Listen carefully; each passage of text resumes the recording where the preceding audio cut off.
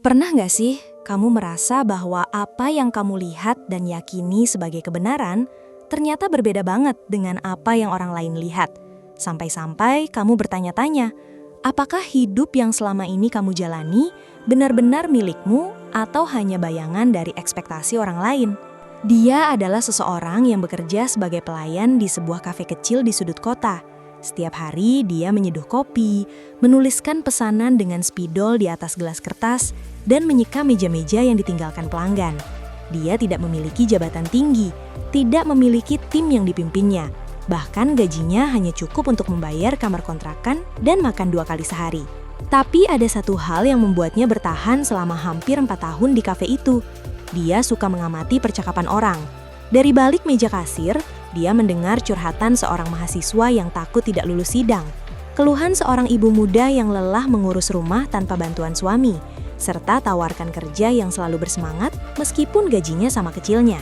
Dia merasa bahwa dari semua suara itu, dia mengerti hakikat kehidupan. Dia mengerti bahwa kebahagiaan itu sederhana, bahwa kerja keras akan membuahkan hasil, bahwa orang baik pasti menemukan jalannya. Keyakinan-keyakinan itu dia pegang erat sebagai kebenaran. Sampai suatu sore, seorang pelanggan tetap yang sangat ramah, yang selalu memberinya tip lebih, tiba-tiba meninggal dunia karena sakit. Pelanggan itu adalah satu-satunya orang yang setiap hari Rabu memesan kopi susu gula aren dan berkata, "Kamu hebat, suatu hari nanti kamu akan punya kafe sendiri." Dan sekarang dia tidak datang lagi. Dia merasa kebenaran tentang kebaikan yang berbuah manis mulai goyah. Dia masih bekerja, masih menyeduh kopi, tapi senyumnya tidak lagi sama. Dia mulai bertanya, apakah semua kebenaran yang dia yakini selama ini hanya kebetulan belaka? Ketidakpastian itu membawanya ke dalam lorong gelap yang makin panjang. Suatu hari, manajer kafe mengumumkan bahwa jam operasional akan dipotong karena omset menurun. Jam kerja dia berkurang dari 8 jam menjadi hanya 5 jam per hari. Artinya, pendapatannya juga berkurang hampir 40%. Dia tidak bisa lagi membayar kamar kontrakan tepat waktu. Dia mulai meminjam uang dari teman lalu tidak bisa mengembalikannya. Teman itu mulai menjauh. Di saat yang sama, media sosialnya dipenuhi mantan teman sekolah yang kini menjadi pengusaha muda, perawat di rumah sakit besar atau karyawan bank yang liburan ke luar negeri. Dia melihat mereka memamerkan sertifikat penghargaan, kunci rumah baru atau tiket pesawat. Dia membandingkan hidupnya yang hanya berisi daftar utang dan alarm yang berdering setiap pukul 5 pagi untuk membersihkan mesin kopi. Di era serba cepat seperti sekarang, semua orang seolah berlari sementara dia hanya berjalan di tempat. Bahkan ketika dia mencoba melamar kerja di tempat lain, syaratnya selalu membutuhkan pengalaman lebih dari 3 tahun atau ijazah minimal sarjana. Dia tidak punya keduanya. Rasa frustrasi itu perlahan berubah menjadi kemarahan. Dia marah pada keadaan, pada manajer yang memotong jam kerjanya, pada teman yang menjauh, bahkan pada pelanggan tetap yang sudah meninggal karena dianggap telah memberinya harapan palsu. Dia merasa bahwa tidak ada kebenaran yang adil di dunia ini. Semua yang dia yakini ternyata hanya omong kosong. Jika kebaikan tidak menghasilkan kebaikan, lalu untuk apa dia terus bersikap baik? Jika kerja keras tidak menjamin masa depan yang lebih baik, lalu mengapa dia tidak malas-malasan saja? Dia hampir menyerah. Dia mulai datang terlambat ke kafe, melayani pelanggan dengan wajah masam. Bahkan suatu hari dia hampir mencuri uang dari mesin kasir karena dia berpikir, toh dunia ini sudah tidak adil, mengapa aku harus tetap jujur? Tapi tepat ketika tangannya menyentuh uang kertas di laci kasir, matanya menangkap sebuah buku kecil yang ditinggalkan oleh seorang pelanggan di meja nomor 3. Bukunya terbuka di halaman tengah. Tanpa sengaja dia membaca satu kalimat yang ditulis dengan tinta biru. Kalimat itu bukan dari buku itu sendiri, melainkan coretan tangan si pelanggan di margin halaman.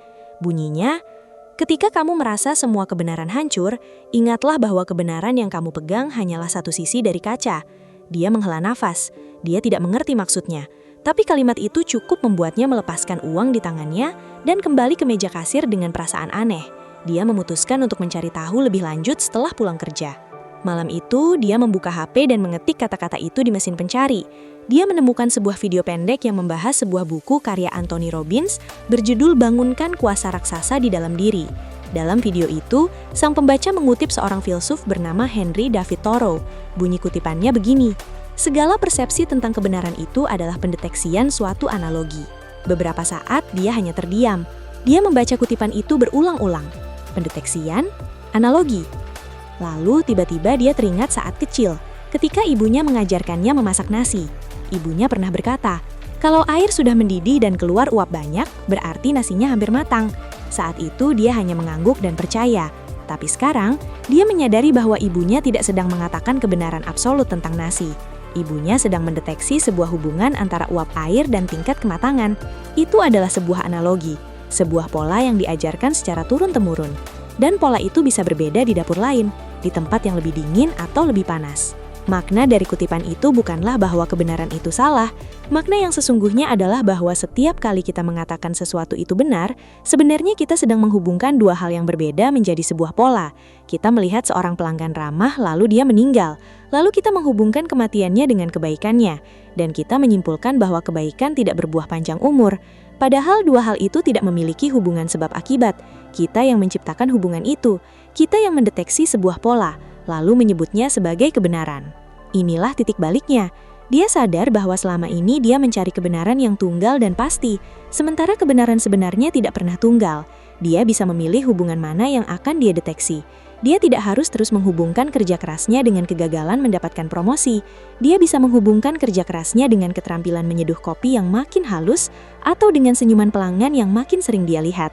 Buku Bangunkan Kuasa Raksasa di Dalam Diri karya Anthony Robbins yang dia temukan malam itu benar-benar mengubah cara dia melihat dunia. Kamu juga bisa membaca buku ini dengan mengklik link di deskripsi. Buku itu mengajarkan bahwa persepsi adalah segalanya, dan kita memiliki kuasa untuk mengubah persepsi kita sendiri. Dari pengalaman dia, aku ingin membagikan 3 tindakan praktis yang bisa kamu lakukan mulai besok pagi. Tindakan pertama adalah membuat jurnal hubungan harian. Setiap malam sebelum tidur, ambil selembar kertas atau buku tulis. Tuliskan satu kejadian yang membuatmu kecewa hari itu.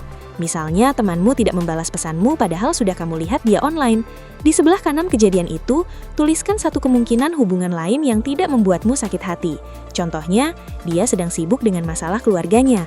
Atau dia membaca pesanku tapi belum sempat membalas karena tangannya penuh. Kamu tidak perlu percaya 100% pada hubungan baru itu.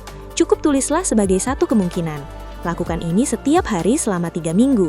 Kamu akan menemukan bahwa otakmu mulai terbiasa mencari hubungan alternatif secara otomatis. Kamu tidak akan langsung jatuh ke dalam kesimpulan pahit begitu masalah datang.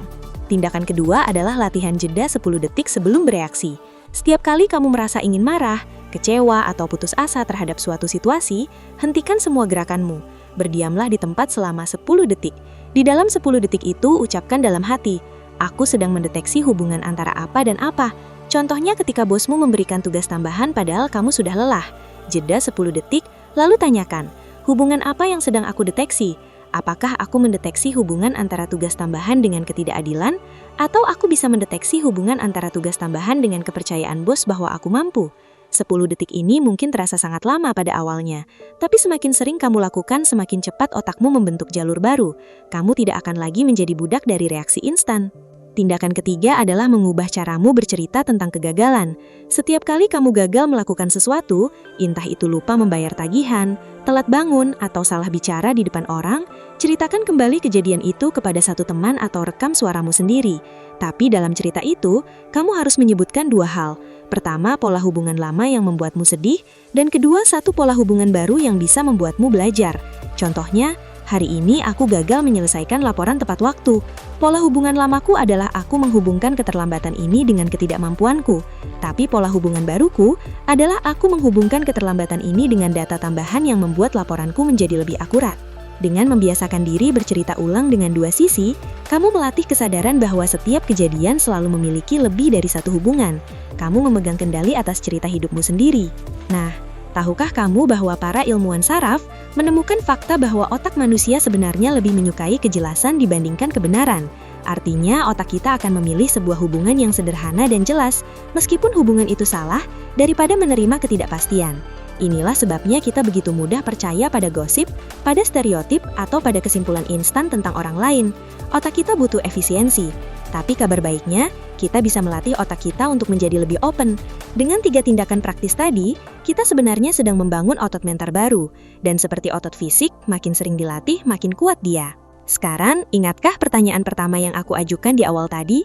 Tentang apakah kebenaran yang kamu lihat selama ini benar-benar milikmu? Jawabannya adalah bahwa tidak ada kebenaran yang berdiri sendiri. Setiap kebenaran adalah hasil dari hubungan yang kamu deteksi antara 2 hal.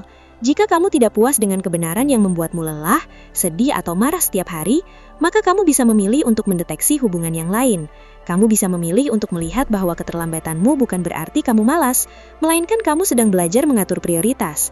Kamu bisa memilih untuk melihat bahwa sikap dingin pasanganmu bukan berarti dia tidak mencintaimu, melainkan dia sedang kelelahan setelah seharian bekerja.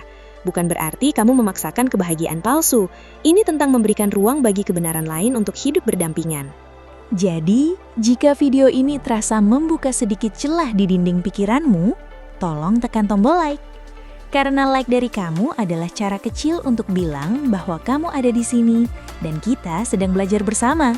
Share video ini ke teman yang sering mengeluh bahwa hidupnya tidak adil, atau ke siapapun yang sedang merasa semua kebenaran yang dia pegang runtuh. Dan jika kamu belum subscribe ke channel Kutipan Wawasan, tekan subscribe sekarang. Di kolom komentar, aku ingin membaca satu hubungan baru yang berhasil kamu deteksi hari ini. Contohnya, antara rasa malasku dan kebutuhan tubuhku untuk istirahat yang lebih berkualitas. Dengan begitu, kita semua bisa saling belajar dari perspektif yang berbeda. Pada akhirnya, kita semua sedang berjalan di jalan yang sama. Kita semua ingin hidup yang lebih ringan, lebih bermakna, dan lebih kita pahami. Dan kuncinya bukanlah menemukan satu kebenaran sejati yang berlaku untuk selamanya. Kuncinya adalah menyadari bahwa setiap kali kita melihat, kita sedang mendeteksi hubungan. Setiap kali kita merasakan, kita sedang menciptakan pola.